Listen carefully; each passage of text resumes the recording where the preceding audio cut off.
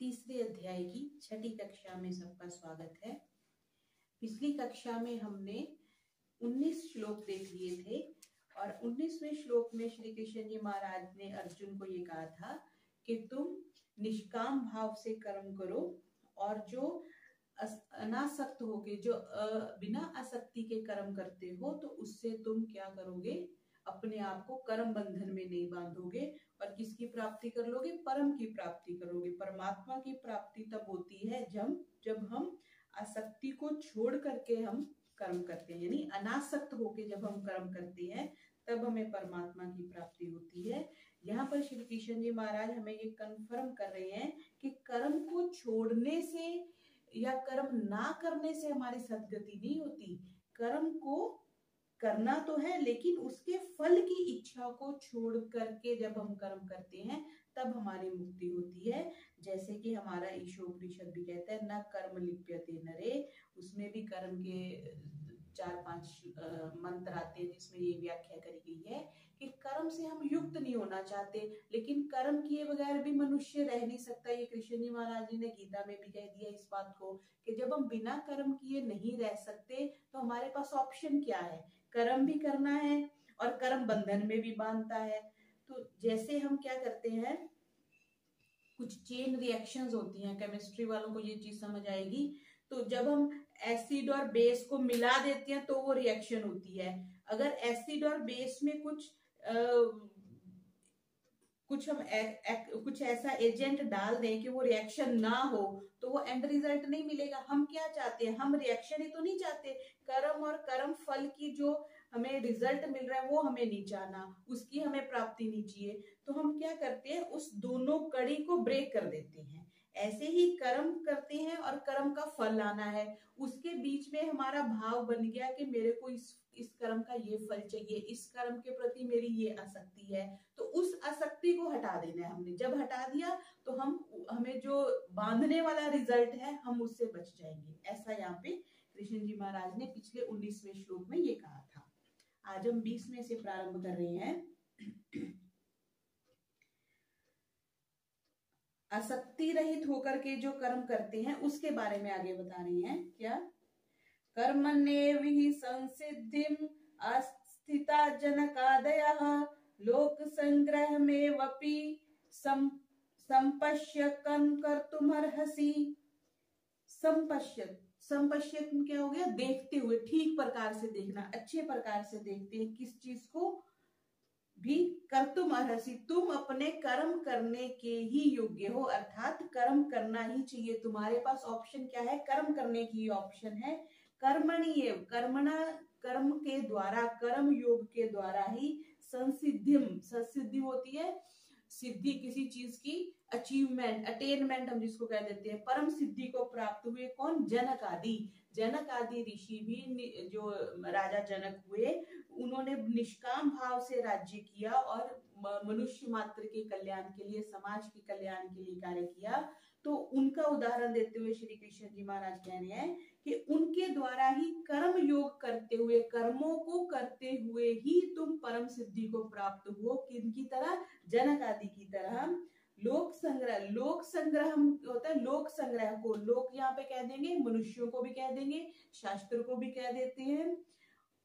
उनका क्या है, लोक संग्रहम एवपि, लोक संग्रह को देखते हुए भी तुम्हें कर्म करना ही योग्य है। लोगों को देखते हुए भी तुम्हें कर्म करना चाहिए।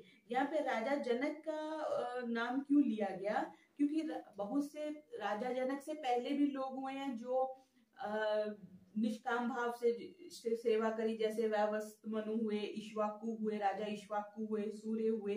तो उनका नाम ना लेके राजा जनक का इसलिए नाम लिया क्योंकि राजा जनक राजा थे और वो ज्यादा डिस्टेंस नहीं था अर्जुन जी के होने में और राजा जनक के होने में। तो वो इसलिए कह रहे हैं कि तू भी राजघराने का है और जन साधारण को सम्मुख रखते हुए तुम्हें आदर्श स्थापित करना चाहिए कि लोक संग्रह, लोगों को इकट्ठा रखने के लिए, इकट्ठा बनाए रखने के उद्देश्य से भी तुझे कर्म करना चाहिए। कर्म से च्युत नहीं होना चाहिए, कर्म से नहीं हटना चाहिए।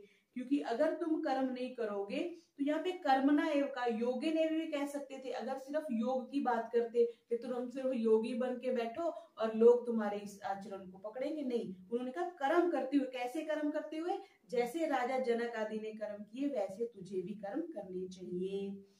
तो यहाँ पे ऐसा विचार करते हैं कि मनुष्य जन्म जो है मिलना कठिन है, और मनुष्य जन्म के साथ साथ हमें क्या कैसे कर्म करने चाहिए ताकि हमें दोबारा मनुष्य योनि में ही ना आना पड़े। इसलिए कह रहे हैं कि निष्काम भाव से, और निष्काम भाव के लिए गीता ने क्या शब्द प्रयोग किया? यज्ञ अर्थ कर्म, जो हमने कल देखा था। यज्ञ एक विस्तृत टर्म है जिसमें दान देना, परोपकार करना, उपकार करना, धर्म करना, वो सारा जो है वो यज्ञ के अंतर्गत आ जाता है। यज्ञ सिर्फ अग्निहोत्र का नाम यहाँ पे नहीं कहा गया। तो कहता है कर्म योग जो है मुक्ति का स्वतंत्र साधन है। यहाँ पे श्री कृष्ण जी महाराज ने ये चीज को स्पष्ट किया कि राजयोग, राजा आदि लोगों ने भी कर्म योग के द्वारा ही परम सिद्धि को प्राप्त किया है। क्यों? क्योंकि दूसरों की सेवा के लिए, उनको सुख पहुंचाने के लिए उन्होंने राज्य किया।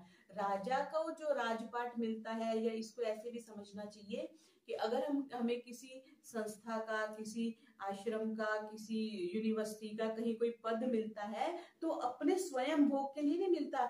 जैसे हमारे प्रधानमंत्री जी क्या कहते हैं, मैं क्या हूँ? प्रधान सेवक हूँ।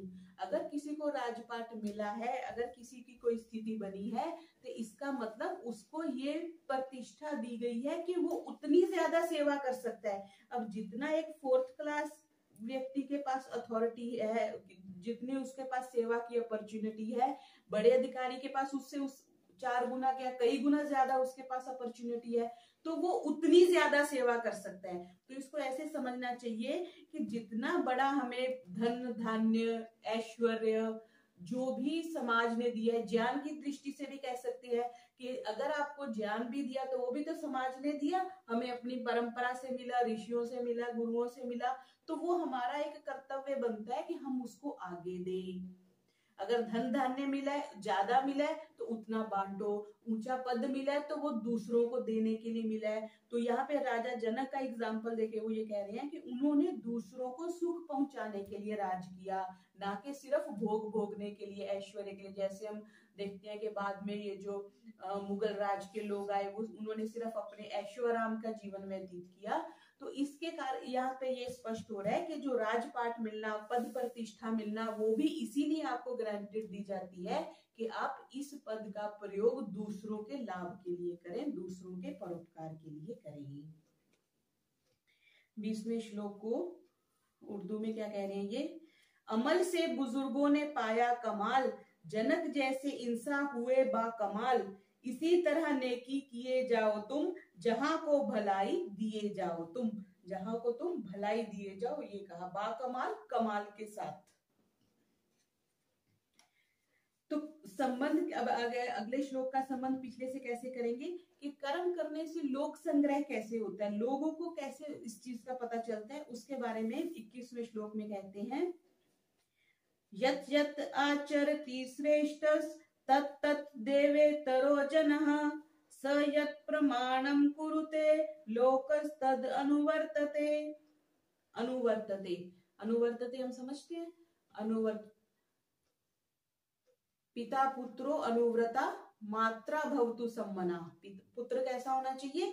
पिता का अनुवृत्ति होना चाहिए। जिस पथ पे पिता चलता है उसका अनुसरण करने वाला जो है वो पुत्र होना चाहिए। तो अनुव्रत जिसको हम फॉलो करते हैं, जिसको हम जो हमारा लीडर होता है हम उसके पीछे पीछे चलते हैं, अनुव्रत उसके लिए आया। लोकस तद अनुवर्त, लोक तत् अनुवर्तते, लोग उसका अनुसरण करते हैं, उसके आचरण का अनुसरण करते हैं।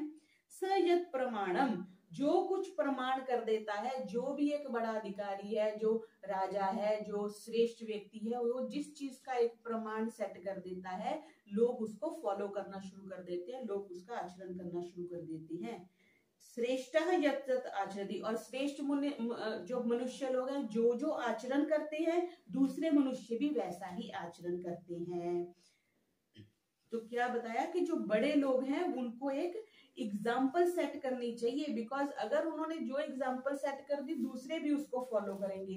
इसलिए जैसे जो भी हम सामाजिक व्यक्ति हैं, अगर समाज का पैसा लेके समाज के साधनों से हमारा जीवन चल रहा है तो हमारा समाज के प्रति उत्तरदायित्व भी उससे कहीं ज्यादा हो जाता है, बिकॉज हम समाज का लेके चल रहे हैं और हम एक परंपरा को प्रदर्शित करने वाले हैं, हम एक आचरण सेट करने वाले हैं कि ऐसा जीवन होना चाहिए। अगर बड़े व्यक्ति के जीवन में न्यूनता आती है तो सभी उस न्यूनता को फॉलो करते हैं, और स्पेशली अगर वो सामाजिक व्यक्ति है तो जो सामाजिक व्यक्ति होता है इसलिए उसका व्यक्तिगत जीवन नहीं रह जाता। कई बार हमने देखा कि व्यक्ति बोलता है कि ये तो निर्णय मेरा व्यक्तिगत है। वैसे तो किसी भी व्यक्ति का जो जीवन है वो 100% व्यक्तिगत नहीं होता, हम समाज को लेके चलते हैं, समाज क्या कहेगा, विवाह करना है, हमने संस्था बनानी है, हमने दान देना है, हम समाज को लेके चलते हैं। लेकिन अगर कोई व्यक्ति व्यक्तिगत चलता है तो व्यक्तिगत तो नॉर्मल व्यक्ति भी नहीं होता, और जो एक प्रतिष्ठित व्यक्ति है जैसे राजा है या कोई संस्था का अधिकारी है तो उसका उत्तरदायित्व इस बात में बहुत ज्यादा हो जाता है कि वो समाज के सामने क्या प्रस्तुत कर रहा है। तो यहाँ पे उन्होंने कहा कि भले ही उसका कोई एस्पेक्ट ना हो, भले ही उसका कोई विरोध ना हो, लेकिन उसका आचरण, दो चीजें यहाँ पे बताई ना, एक तो प्रमाण बताया, शब्द क्या बोला, जो प्रमाण सेट कर देता है और जो आचरण कर देता है। प्रमाण का कहते हैं कि जो प्रभाव है कम होता है, आचरण का उससे ज्यादा होता है, आचरण का तो उससे कई गुना ज्यादा होता है। इसलिए जैसे ये जो जिन्होंने इस्कॉन चलाया, उनके जितने भी जो शिष्य आए हैं आपने देखा होगा उसी परंपरा में वो कपड़े पहनते हैं और वो मृदंग बजाते हैं, ढोलकी नहीं वो बजाते। और जैसे ये जो श्री श्री रविशंकर जी है वो लंबे बाल रखते हैं, सिर के दाढ़ी रखते हैं, तो उनके सारे शिष्य भी वैसे ही हैं। तो जैसे गुरु होता है वैसे ही उनके शिष्य आगे होते हैं। तो ऐसे उन्होंने कहा कि जैसे श्रेष्ठ पुरुष अपने आचरण करते हैं और प्रमाण देते हैं, दूसरे लोग भी उसी के अनुसार ही चलते हैं। तो यहाँ पे ये कह रहे हैं कि यहाँ पे अहम और ममता भाव नहीं रखना चाहिए। जैसे जंगल में कोई फूल खिलता है, अपनी सुगंध बिखेर के वैसे ही नष्ट हो जाता है, कोई उसका उपकार नहीं समझता, कोई उसको अच्छा नहीं समझता, लेकिन उसने अपना कार्य पूरा कर दिया, अपनी सुगंध फैला करके दुर्गंध का नाश कर दिया, इतनी उसकी ड्यूटी थी। तो इस तरह से मेरेपन का भाव, जो ममत्व का भाव, ममता का भाव जो व्यक्ति रखता है वो अपने कर्मों को बांध लेता है, वो बंध जाता है। दो चीजें आती हैं, एक होती है क्रिया, एक होता है भाव। क्रिया तो करके नष्ट हो जाती है, जैसे मैंने ये हाथ उठाया, एक क्रिया करी और इसके बाद क्रिया जो है वो क्षण भंगुर है। ये वैशेषिक दर्शन में आता है कि क्रिया होने के बाद नष्ट हो जाती है, लेकिन उसका भाव कंटिन्यू रहता है। ठीक है, तो भाव जो होता है वो असीम होता है, इसलिए हम जो भी एक्शन करते हैं उसका प्रभाव बहुत काल तक रहता है। तो यहाँ पे ये कह रहे हैं कि जो श्रेष्ठ पुरुष है उसके भाव को अपने आचरण में लाना चाहिए, क्योंकि उसके भाव का दूसरे मनुष्यों पर बहुत अधिक प्रभाव रहता है और बहुत काल तक प्रभाव रहता है।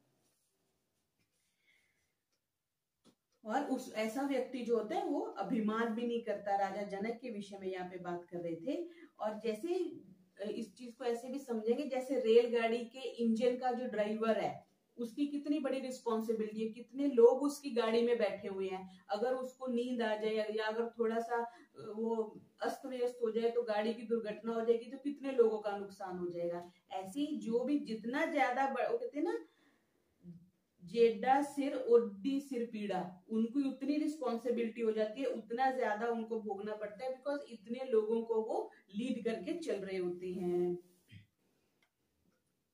सहजत प्रमाणम कुरुते लोकस तदनुवर्तते, जो भी वो अपना प्रमाण सेट कर देता है लोग उसको फॉलो करते हैं। यत यत कहा और तत् तत् कहा, मतलब जो जो वो प्रमाण देगा, जो जो वो आचरण करेगा, लोग भी उसी को फॉलो करेंगे।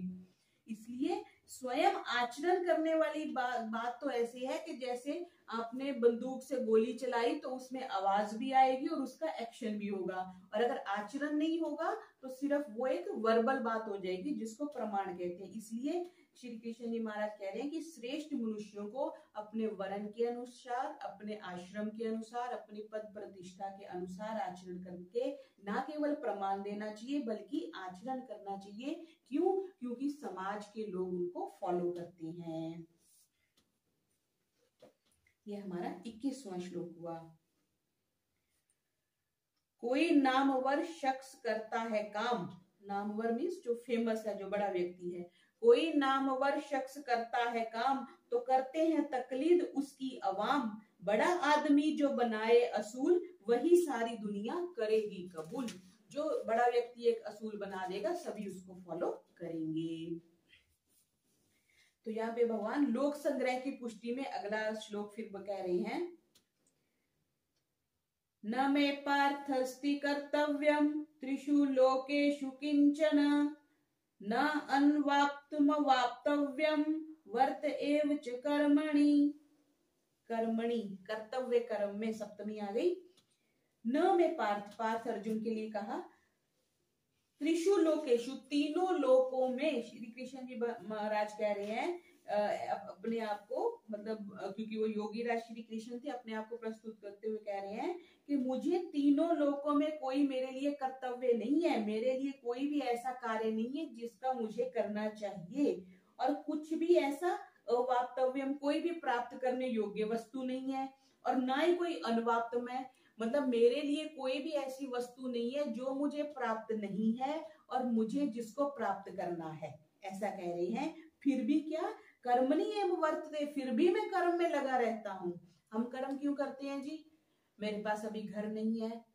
फिर हम कर्म क्यों करते हैं? मेरे पास अभी नौकरी नहीं है, मेरे अभी विवाह नहीं हुआ, मेरे अभी बच्चों को पढ़ाना है, मैंने बच्चों की शादियां करनी है। फिर मैं काम क्यों कर रहा हूँ जी? मतलब हमारी अपनी कुछ ना कुछ रीजंस, अनअचीवेबल कुछ थिंग्स रहती हैं, इसलिए हम कुछ कार्य करते हैं। तो यहाँ कृष्ण जी महाराज कह रहे हैं कि मेरे लिए तो कुछ भी अप्राप्त नहीं है इस पूरी सृष्टि में, और कुछ भी प्राप्त करने योग्य भी नहीं है, फिर भी मैं कर्म करता हूँ। बिकॉज क्योंकि अगर मैं कर्म नहीं करूंगा तो क्या होगा, उसके आगे बताएंगे कि कर्म ना करने से,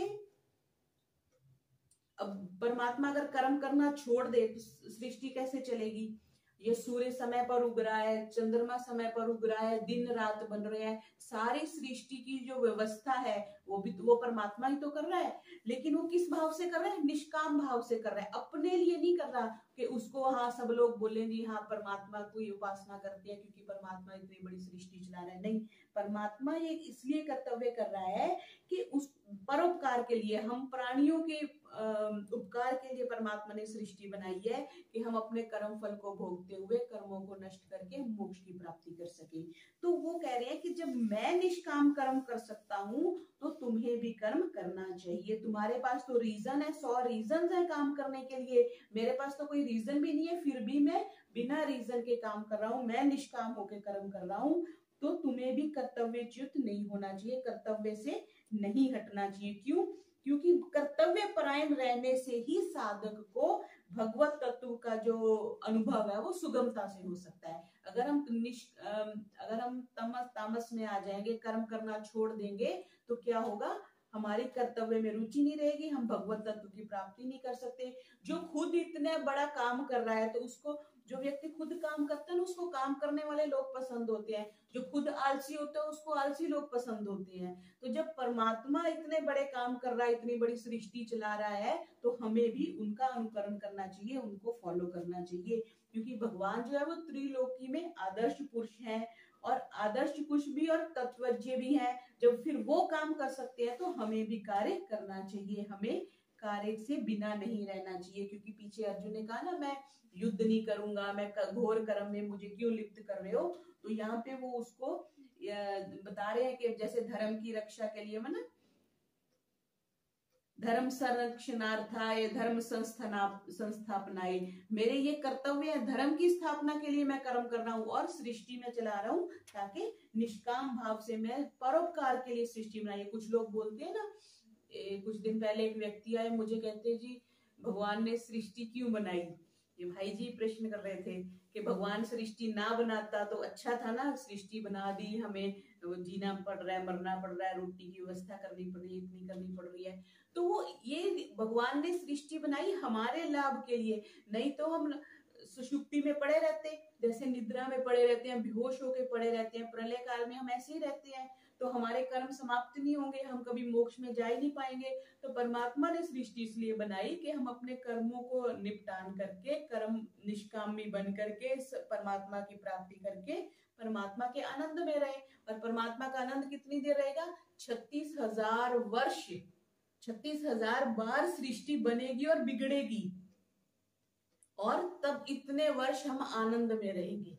और एक जो सृष्टि है, चार, अभी कितने वर्ष हो गए सृष्टि को बने हुए, इससे 36,000 बार सृष्टि बन के बिगड़ जाएगी, इतनी देर हम परमात्मा के आनंद में रहेंगे। इसलिए उसने अपॉर्चुनिटी दी है। हम कई बार कहते हैं ना, ये एग्जाम लिखना जो आ जाता है 6 महीने बाद, सेमेस्टर में, साल बाद परीक्षा जो आ जाती है, ना परीक्षा आए टेंशन होती है, परीक्षा आती है तभी तो हम आगे प्रमोट होते हैं, नहीं तो हम आज तक नर्सरी के नर्सरी में बैठे होते, जो पढ़ने नहीं गए तो वो किसी पद पे पहुंचे ही नहीं है, ना किसी स्तर पे पहुंचे। तो परीक्षा होना ही अपने आप में एक अच्छी चीज है, जो हमें आगे प्रमोशन देती है, अपलिफ्टमेंट देती है। इसलिए भगवान ने सृष्टि बनाई कि तुम अपने पिछले जो बुरे कर्म है उनको भोग करके, अच्छे कर्म करके तुम्हारी अपलिफ्टमेंट हो जाए, अच्छे लोगों में जाओ, अच्छी योनियों को प्राप्त करो। इसलिए भगवान ने सृष्टि बनाई। इसलिए हमें ये कभी नहीं सोचना चाहिए भगवान ने सृष्टि बना के हमारे लिए कोई समस्या उत्पन्न कर दी।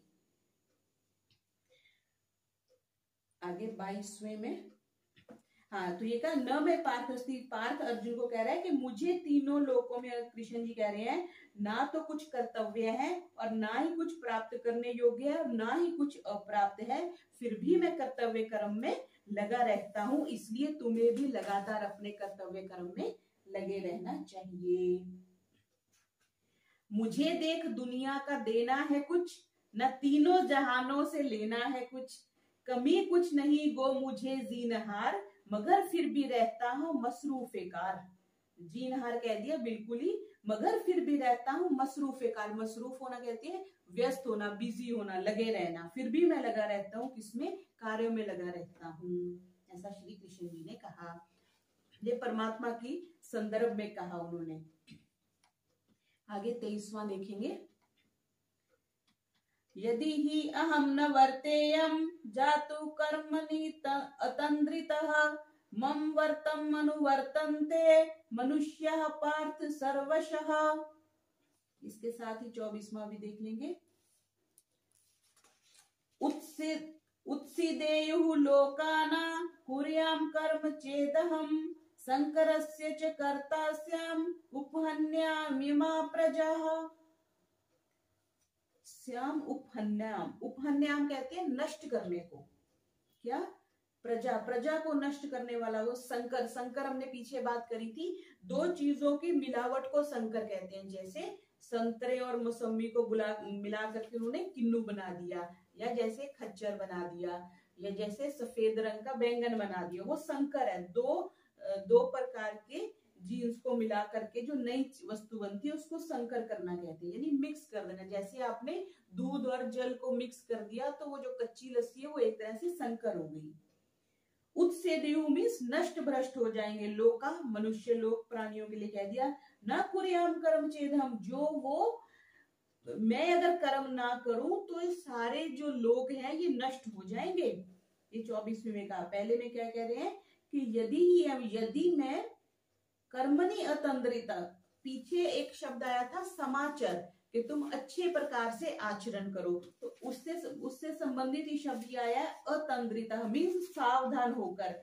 कि पार्थ, अगर मैं किसी भी समय सावधान होकर कर्तव्य कर्म को ना करूं तो क्या हो जाएगा?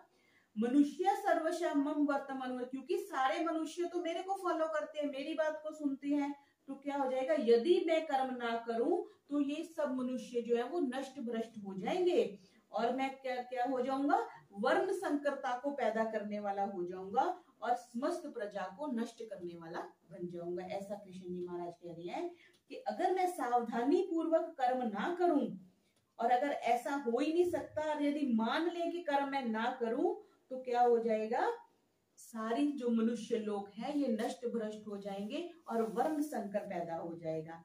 अगर आपको स्मरण होगा तो पीछे अर्जुन ने ये बात कही थी कि अगर मैं युद्ध करूंगा तो मेरा कुल नष्ट हो जाएगा, कुल नष्ट होने से कुल धर्म नष्ट हो जाएगा, धर्म के नष्ट होने से कुल में पाप फैल जाएगा, पाप के फैलने से स्त्रियां दूषित हो जाएंगी, स्त्रियां दूषित होने से वर्ण संकर हो जाएगा। ये 5वें स्टेप पे जाके अर्जुन ने दूसरे अध्याय में ये बात, पहले अध्याय में ये बात कही थी कि मैं वर्ण संकर हो जाएगा।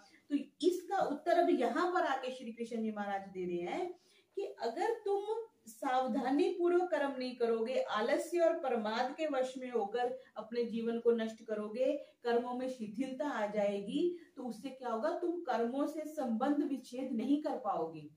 संबंध विच्छेद मीन्स कर्म, ये कर्म है, ये हम है, तो हमारा उससे संबंध विच्छेद हो जाना चाहिए। हम कर्मों के साथ संलिप्त होके नहीं रहना चाहते, मिलके नहीं रहना चाहते, क्योंकि साथ कैरी फॉरवर्ड करेंगे तो फिर हमें उसके फल को भोगना पड़ेगा, हम बंधन में आ जाएंगे।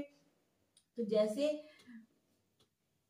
जैसे एक पेड़ होता है, उसकी अगर तो टाहनी सख्त है तो एकदम से तोड़ेंगे तो वो टूट जाती है, और अगर नरम टाहनी होती है तो वो टूटती नहीं है, वो ऐसे छिलका सा है और या तो लटकती रहेगी। लटकते रहने का मतलब उसका कुछ संबंध अभी पेड़ के साथ बना हुआ है। ऐसे ही अगर हम भी इसको ऐसे भी समझ सकते हैं, हम किसी व्यक्ति विशेष का हमें बड़ा स्मरण आता है, तो इसका मतलब हम उससे अभी डिस्कनेक्ट नहीं हुए। अगर डिस्कनेक्ट नहीं हुए तो उसके साथ संबंधित जो कर्म है उनको हमें भोगना पड़ेगा। जैसे वृक्ष के साथ टहनी लटकी हुई है, हम भी उस परिस्थिति के साथ, उस व्यक्ति के साथ या उस घटना के साथ हम बंधे हुए हैं, और उसका हमें फल आगे भोगना पड़ेगा। इसलिए जब हम साधना करते हैं तो हम क्या करते हैं जी, सारे राग को भी खत्म करते हैं, सारे द्वेष को भी खत्म करते हैं। ना तो हमें प्रेम वाले लोगों की आवश्यकता है, ना हमें द्वेष वाले लोगों की आवश्यकता है, और हम क्या हो जाए, हम स्वतंत्र हो जाए, ना इधर का हमें भोगना पड़े ना इधर का भोगना पड़े।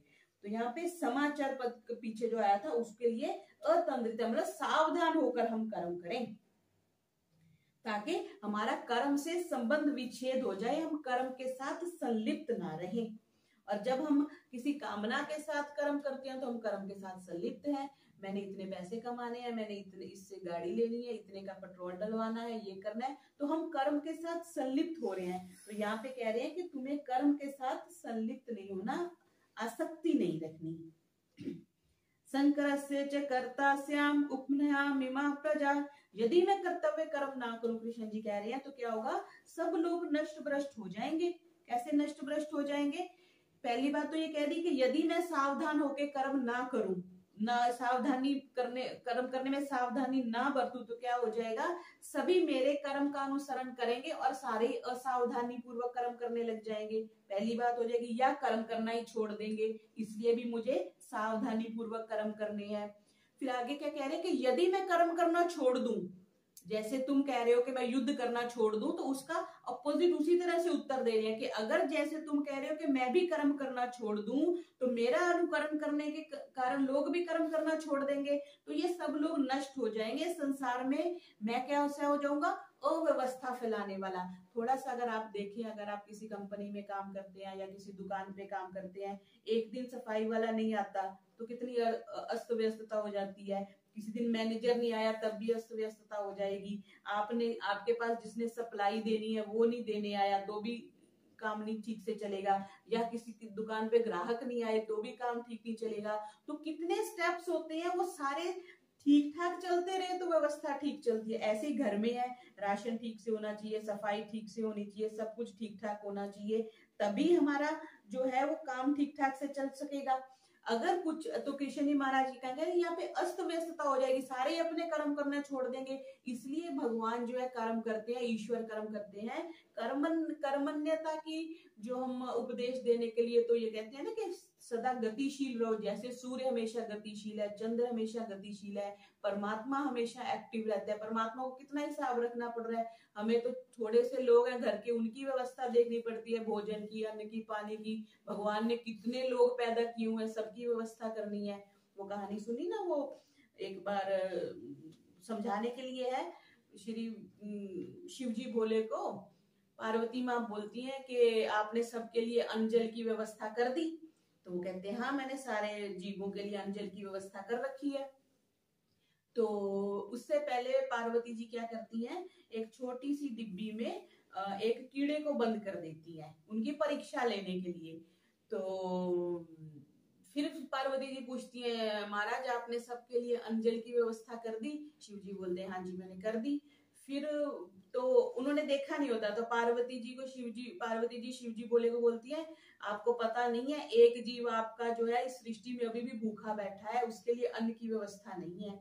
अच्छा, वो शिव जी बोलते कौन है वो? तो वो अपने वो पास में से वो डिब्बी निकालती है, बोलती है ये देखो मैंने इसमें ना एक कीड़े को बंद कर दिया था, उसकी आपके व्यवस्था नहीं करी। तो शिव जी बोलते हैं तुम इस डिब्बी को खोलो। तो जब डिब्बी खोलते हैं तो हम अक्षत लगाते हैं ना, यहाँ जब तिलक करते हैं तो डिब्बी में वो कीड़ा भी होता है और उनकी तिलक से वो एक चावल का दाना उस डिब्बी में गिर जाता है।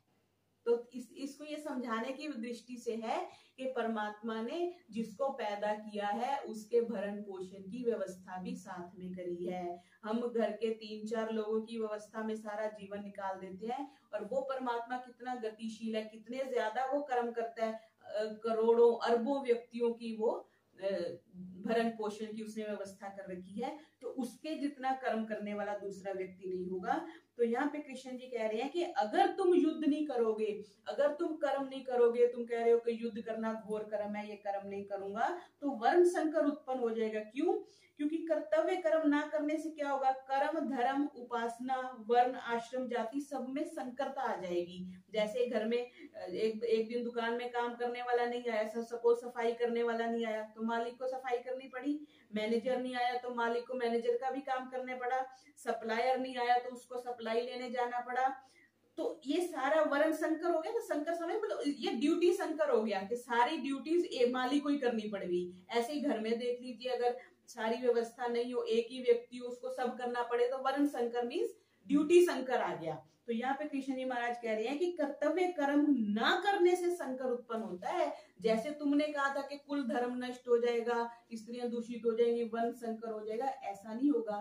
तो वहां का प्रसंग उठा करके यहाँ पे कह रहे हैं कि मूल प्रश्न जो अर्जुन ने किया था कि धर्म संकर पैदा हो जाए, धर्म नष्ट हो जाएगा, वर्ण संकर हो जाएगा, उसके लिए कृष्ण जी महाराज यहाँ पे उत्तर दे रहे हैं कि जैसे इस बात का भी संकेत कर रहे हैं कि इस जन्म में जैसे मैं सारथी बना हूं और तुम रथी बने हुए हो, तो अब भी तो मैं कर्तव्य कर्म कर रहा हूं और मैं सावधानी पूर्वक कर रहा हूं। मैं जहां तुमने कहा कि रथ को बीच में लेके जाओ तो मैं लेके जा रहा हूं। तो इस तरह मैं जब अपने कर्तव्य का तत्परता से पालन कर रहा हूं, तो तुम क्षत्रिय होकर युद्ध क्यों नहीं करना चाहते? यानी कि तुम्हें भी युद्ध करना चाहिए। क्यों? जब मैं त्रिलोकीनाथ होकर के अपने कर्तव्य का पालन कर रहा हूं और समस्त मेरे कर्तव्य कर्म का समस्त प्राणियों पर बहुत प्रभाव पड़ता है, इसलिए सभी मेरे मार्ग का अनुसरण करते हैं, तो तुम्हें भी अपने कर्तव्य कर्म की उपेक्षा ना करके अपना कर्तव्य कर्म करना चाहिए, सावधानी पूर्वक और तत्परता से कर्म करना चाहिए। और पीछे राजा का भी उदाहरण देके कह दिया, जैसे राजा जनक ने निष्काम भाव से कर्म किया, वैसे तुम भी क्षत्रिय कुल से हो, तो युद्ध करना तुम्हारा जो है वो सहज कर्म है। जो हमने कल डिस्कस किया था कि एक सहज कर्म होता है और एक घोर कर्म होता है। तो युद्ध करना तुम्हारे लिए सहज कर्म है, ये अगर नहीं करोगे तो वर्ण संकर आ जाएगा। 23 में क्या कहा, करूं मैं न अंतक लगातार काम, तो रुक जाए दुनिया के धंधे तमाम, चले लोग मेरी रवश पर सभी, करे काम वो भी न अर्जुन कोई। वो मेरी रवश पे चलते हैं, वो मेरी चाल पर चलते हैं, अगर मैं काम नहीं करूं तो कोई भी दुनिया में काम नहीं करेगा। 24 में क्या है, जो तरके अमल में करूं इख्तियार, उजड़ जाए दुनियाए ना पाएदार। नश्वर लोग जो है वो उजड़ जाए, वो वर्णों का मेरे सबब घालमेल, बिगड़ जाए लोगों की हस्ती का खेल। वर्णों का मेरे सबब घालमेल मतलब वर्णों का संकर हो जाए और बिगड़ जाए लोगों की हस्ती का खेल। तो इस तरह से लोगों की जो जीवन नष्ट हो जाएगा, क्योंकि वो मेरे को फॉलो करते हैं और इसीलिए मैं कर्म का फॉलो करता हूँ, मैं अपने निष्काम कर्म करता हूँ। और तुम क्षत्रिय हो अर्जुन, इसलिए तुम्हें भी युद्ध करना चाहिए। तो ये हमने तीसरे अध्याय के 20 से लेकर 24वें श्लोकों को देखा। ओम शांति शांति शांति। सर्वेभ्यो